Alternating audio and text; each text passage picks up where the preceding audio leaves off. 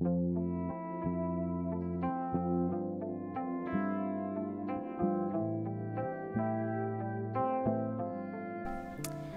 à tous et à toutes. Donc moi je suis le docteur Alfetoui, je suis hépatogastroentérologue au CHT, donc aux côtés du docteur Azière et aux côtés du docteur Derick, qui sont ici depuis un peu plus longtemps que moi. Donc moi je suis sur le territoire depuis à peu près 1 an et demi. Et donc on m'a invité à ces journées médicales calédoniennes afin de communiquer au sujet d'une nouvelle technique diagnostique disponible sur le territoire depuis, on va dire, un peu plus d'1 an, qui est la vidéocapsule endoscopique. Donc cette présentation va s'articuler en 4 temps. Dans un premier temps, on va essayer d'aborder la problématique médicale qui a amené justement à la création de cette vidéocapsule endoscopique. Ensuite, on abordera le cadre des indications et des quelques contre-indications auxquelles il va falloir penser. Et puis ensuite, on abordera le côté pratique, c'est-à-dire à qui l'adresser, comment ça se passe. Et puis enfin, on fera un petit retour d'expérience sur la vidéocapsule en Calédonie. Pour ce qui est de la problématique médicale à laquelle la vidéocapsule endoscopique est venue apporter des réponses, grossièrement, c'est l'hémorragie digestive qu'on dit inexpliquée. L'incidence annuelle des hémorragies digestives hautes en métropole est de l'ordre de 146 pour 100 000 habitants par an. Pour les hémorragies digestives basses, elle est de 20,5 pour 100 000 habitants par an. Si on extrapole ces chiffres à la Calédonie, on a à prendre en charge par an environ 500 hémorragies digestives, voire peut-être un peu plus, étant donné qu'on sait que la prévalence de l'Helicobacter pylori et donc du risque d'ulcère est un peu plus importante ici en Calédonie. Et d'après les différentes études, on sait que sur toutes ces hémorragies digestives, environ 5 à 10% ne seront pas expliquées par un bilan endoscopique de première intention.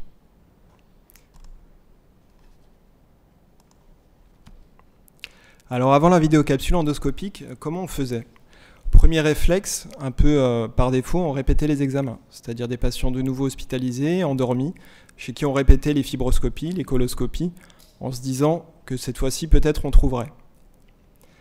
Ensuite, on a commencé à s'appuyer sur des examens de type radiologique, notamment l'entéroscanner, l'entéro-IRM, mais qui nous permettaient surtout de déceler des grosses lésions de l'intestin grêle. Ça ne permettait pas d'étudier les anomalies de muqueuse, notamment. Ensuite, on s'appuyait sur l'artériographie cœlio-mésentérique, surtout à la recherche de saignements actifs. Mais comme on peut le concevoir, ces examens donc, avaient une faible rentabilité et puis un impact thérapeutique assez faible. Ensuite, le gold standard, c'est devenu l'entéroscopie. Alors d'abord poussée, puis ensuite double ballon. J'ai mis là un schéma afin qu'on puisse appréhender la modalité de l'examen. Étant donné que le problème, c'est qu'on est limité en longueur, tout simplement, l'idée, c'est d'installer 2 ballons et qui avait pour principe, donc en gonflant, dégonflant au fur et à mesure, de retrousser l'intestin grêle sur l'endoscope. Vous pouvez imaginer que c'était une pratique qui était assez chronophage, techniquement difficile à réaliser. Pareil chez des patients endormis, hospitalisés, et donc finalement cette technique ne s'est pas du tout diffusée et c'est resté l'apanage de certains centres experts. Et puis surtout, le taux de diagnostic était assez faible, de l'ordre de 15 à 30% par examen. Donc clairement, on se retrouvait face à un problème technique. Il y avait toute une partie du tube digestif qui était jusque-là inaccessible. Et donc c'est pour ça qu'on a pensé, puis développé au fur et à mesure la vidéocapsule endoscopique. En gros, elle s'est mise en place à partir des années 2001. Elle obtint le marquage CE la même année, et puis l'autorisation par la FDA aux États-Unis également en 2001. Mais la première vraie méta-analyse date de 2005. Elle a comparé donc les résultats de la vidéocapsule endoscopique à l'entéroscopie dans les saignements digestifs inexpliqués. Et là, on s'est rendu compte que la différence était significative, un taux de diagnostic de 60%, soit un gain de plus de 30%, et puis surtout une valeur prédictive négative de 100%, parce qu'avec l'entéroscopie, il y a une partie de l'intestin qu'on ne voyait jamais, donc on ne pouvait pas exclure définitivement un saignement digestif. Et donc c'est l'année suivante que l'HAS a reconnu l'intérêt de cet examen, dans 2 indications principales que l'on verra ensuite. Et puis la même année, la Société savante d'endoscopie digestive française a validé aussi cet examen dans ses recommandations. Alors maintenant, on va rentrer dans le cadre des indications. Tout d'abord, les 2 premières indications strictes, recommandations de grade A par l'HAS. C'est dans ces 2 indications que la vidéocapsule aujourd'hui est prise en charge. La première, donc c'était le but principal, c'est le saignement digestif inexpliqué, qui a une définition assez stricte. Le saignement digestif inexpliqué, c'est un saignement qui est extériorisé, ou bien une anémie ferriprive après avoir éliminé les autres causes d'anémie ferriprive, notamment gynécologique chez la femme, ou bien un test de recherche de sang dans les selles, que ce soit par technique immunologique ou par test hémoculte. Il faut que le patient ait pu bénéficier d'une fibroscopie œsogastro-duodénale avec biopsie gastrique et duodénale, ce qui est rarement fait, et d'une iléocoloscopie de bonne préparation et complète, et tout ça dans les 6 mois. Et une fois qu'on a fait tout ça et qu'on n'explique pas le saignement, on parle de saignement digestif inexpliqué. Et c'est justement dans ce contexte-là que la vidéocapsule endoscopique est la plus intéressante et a des taux de diagnostic les plus élevés, allant de 55 à 80%. Et ces taux de diagnostic positif sont encore plus améliorés en période hémorragique. La deuxième grande indication, c'est le diagnostic positif de la maladie de Crohn, dans certaines conditions toujours. C'est-à-dire après avoir réalisé un bilan endoscopique normal, un entéroscanner ou une entéro-IRM également normal, et lorsque les patients présentent au moins 2 critères sur 3. Le premier critère, c'est des signes cliniques digestifs compatibles avec la pathologie, douleur abdominale, diarrhée. Les deuxièmes critères, c'est qu'ils présentent des signes extra-digestifs compatibles avec la maladie, que ce soit l'érythème noueux, l'uvéite, les atteintes articulaires.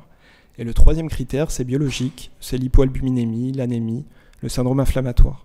Quand le patient présente au moins 2 de ces 3 critères, que le bilan endoscopique est normal et que les imageries du grêle sont également normales, à ce moment-là, il y a une indication à réaliser une vidéocapsule endoscopique.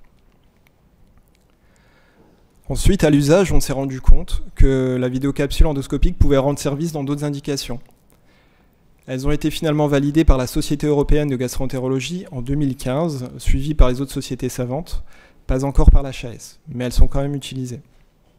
Ces 5 autres indications sont le suivi de la maladie de Crohn et non plus son diagnostic positif, notamment dans les rechutes post-opératoires, dans les formes gréliques, avant arrêt de traitement, et puis lorsqu'il existe une discordance entre la clinique, un patient symptomatique, et puis un bilan endoscopique normal.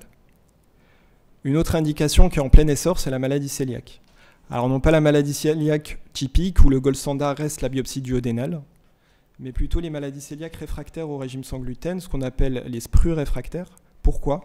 Parce que c'est des patients qui vont avoir des atteintes beaucoup plus basses au niveau du jéjunum, de l'iléon, et puis surtout, c'est des patients qui ont un risque plus important de développer des adénocarcinomes et des lymphomes du grêle. Les syndromes de polypose héréditaire. Alors non pas la polypose adénomateuse familiale. Pourquoi ? Parce que les lésions sont plutôt dans le duodénum, donc accessibles, et que le risque cumulé d'adénocarcinome du grêle chez ces patients est de l'ordre de 5%, mais plutôt dans le syndrome de Putz-Jaeger ou dans les polyposes juvéniles, où là le risque cumulé est de l'ordre de 13%, et que les lésions sont beaucoup plus basses situées, jéjunum, iléon, notamment chez les enfants. On a également une indication dans la maladie de Randu-Osler, à la recherche de télangiectasie, et puis enfin dans les tumeurs carcinoïdes du grêle, dans leur forme métastatique d'emblée, à la recherche du primitif, ou sinon dans les formes du grêle en préopératoire, car on sait que dans 30% des cas, les tumeurs carcinoïdes du grêle sont multilocalisées. Alors les contre-indications sont peu nombreuses, mais il faut y penser. Le pacemaker en était une, elle ne l'est plus. La femme enceinte, le reste, par principe de précaution. Il faut penser surtout aux troubles de la déglutition et à la présence d'un diverticule de Zenker. Il y a des cas rapportés dans la littérature de fausses routes à la vidéocapsule et d'arrêt cardio-respiratoire. Et puis, la grande contre-indication, c'est le risque de rétention. Donc le risque de rétention est fonction d'indication. On sait que quand c'est pour rechercher un saignement digestif inexpliqué, il est très faible, de l'ordre de 0,22%. Par contre, dans l'indication pour poser un diagnostic positif de maladie de Crohn du grêle, elle peut monter jusqu'à 5%. Donc important de l'évaluer. C'est pourquoi un interrogatoire doit être important à la recherche des facteurs de risque. Les facteurs de risque sont assez évidents, c'est les abdomens multi-opérés, c'est les antécédents de syndrome occlusif, c'est les sténoses du grêle déjà documentées, c'est la prise AINS, devant le risque d'entéropathie aux AINS. On voit des patients développer des sténoses en diaphragme sous anti-inflammatoires. Et puis les antécédents de radiothérapie digestive. La capsule Patency ou capsule Agile a été développée en même temps que la vidéocapsule par les mêmes fournisseurs. L'idée était de faire prendre aux patients à risque de rétention une capsule qui avait pour propriété de se déliter en fait en 48 heures. Elle a été fournie avec un système de Patency scanner qui permettait de localiser la capsule sans examen de radiologie. Cette capsule a été retirée du marché. Elle n'a jamais été validée aux États-Unis par la FDA. Pourquoi ? Parce que cette capsule en fait mettait plus que 48 heures et il y a eu des cas de rétention. Donc finalement, le plus important, c'est de mener un interrogatoire précis à la recherche des facteurs de risque et d'avoir réalisé une imagerie du grêle avant l'examen, si jamais on a des arrière-pensées. On va passer au troisième temps de la préparation et puis aborder l'aspect plutôt pratique, c'est-à-dire à qui adresser la demande, tout simplement au service d'endoscopie du CHT, soit par téléphone, soit par mail. Avec une demande détaillée, je me permets cette remarque parce que parfois on reçoit des demandes sous la forme d'ordonnance avec écrit dessus vidéocapsule endoscopique.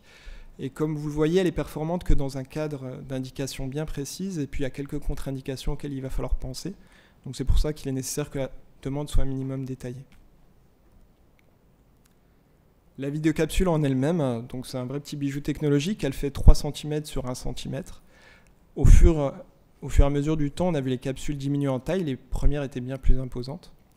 Il y a 3 fournisseurs, Given Imaging, qui est celui qui a mis au point la première vidéocapsule endoscopique, Intromedic, avec qui on travaille, et puis Olympus.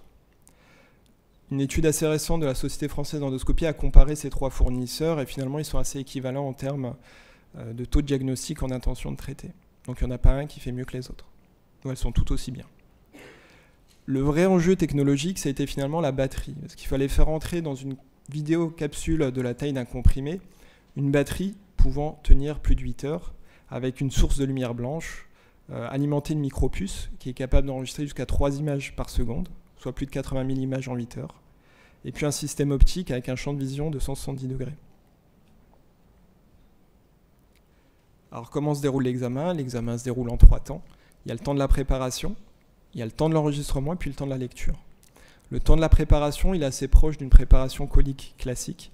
C'est un patient qui va être en régime sans résidus 2-3 jours avant l'examen.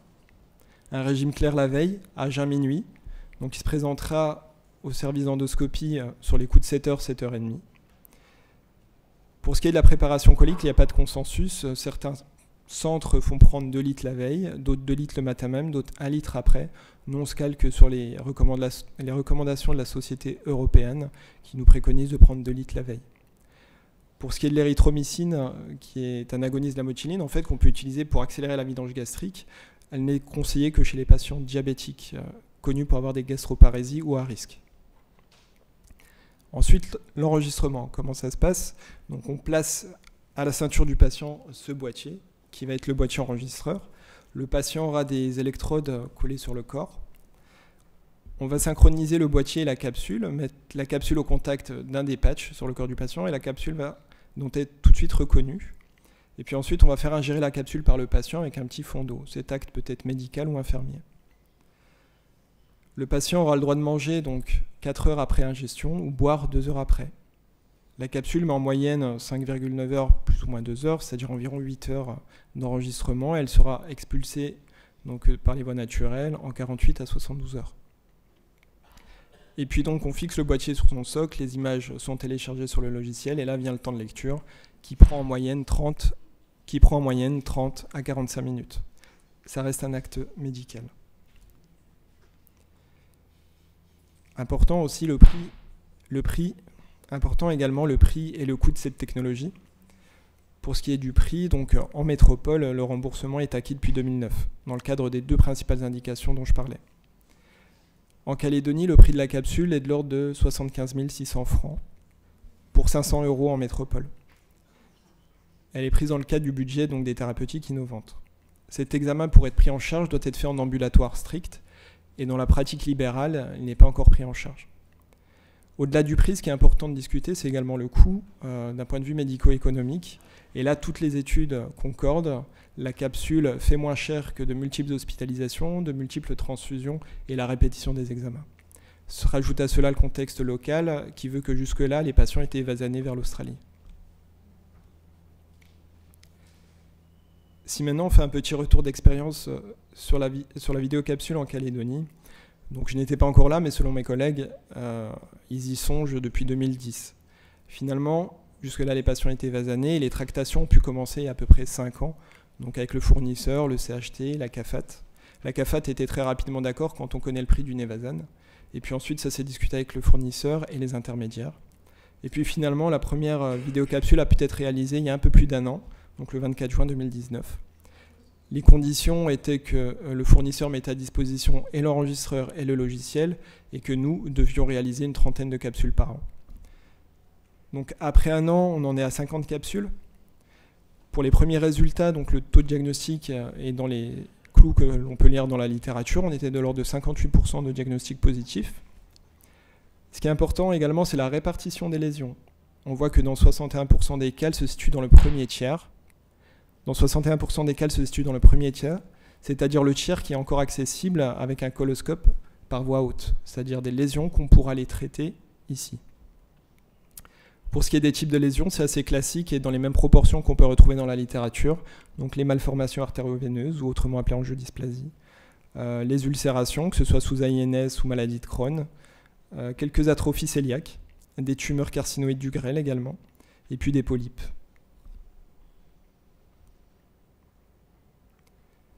Alors, quelles sont les perspectives? Est-ce qu'on peut s'attendre à une augmentation du nombre d'examens? Pas vraiment, à mon sens, étant donné qu'on est déjà dans les 10% du nombre d'hémorragies digestives inexpliquées, que pour le moment, il n'y a pas d'autres indications clairement qui s'annoncent à venir, et puis que la pratique en exercice libéral n'est toujours pas validée. Alors par contre, du progrès sur le plan technologique, ça c'est en cours et c'est déjà d'actualité, avec des capsules coliques disponibles en métropole, donc peut-être prochainement chez nous également. Et puis là, dans le cadre d'expérimentation, on voit développer des capsules œsogastriques avec des systèmes d'aimants que l'on peut contrôler à l'extérieur du patient. Et puis également des systèmes, parce que l'un des grands problèmes de la vidéocapsule, c'est qu'on peut constater, diagnostiquer, mais qu'on ne peut pas faire de biopsie, contrairement à l'endoscopie classique. Et des capsules sont en train d'être développées, permettant justement par des systèmes de microgrippeurs de faire ce type de prélèvement, par échantillonnage. Donc au final, en ce qui concerne cette vidéocapsule, ce nouvel outil dans la boîte médicale calédonienne, c'est un nouveau outil diagnostique, donc avoir le réflexe d'y penser. Savoir que sa rentabilité est encore meilleure en période hémorragique, que le cadre des indications est strict, et c'est surtout dans ce cadre-là qu'elle est performante, qu'il existe peu de contre-indications, mais qu'il faut y penser, essentiellement pour les troubles de la déglutition et puis le risque de rétention. Et puis enfin, on sait que c'est une technique qui a un certain prix, mais si on la pondère aux coûts médico-économiques, clairement, elle est plutôt en faveur de la vidéocapsule endoscopique. Voilà, je finis avec une petite photo du CHT, qui, mine de rien, est un outil de travail qui est quand même assez chouette. Et on voit que malgré que ça prend du temps, on arrive quand même au bout des projets et qu'on arrive encore à étayer l'offre de soins et puis à améliorer la prise en charge des patients ici en Calédonie. Voilà.